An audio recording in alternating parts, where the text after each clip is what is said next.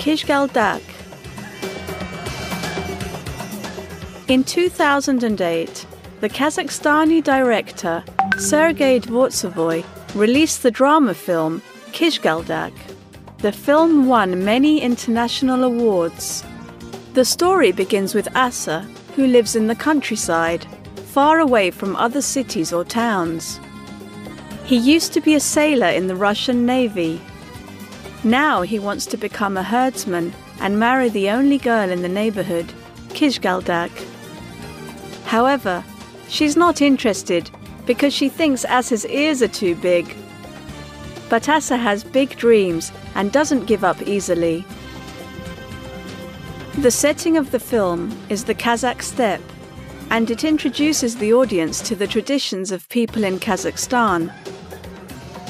What is interesting about the film is that the actors created much of the dialogue while filming.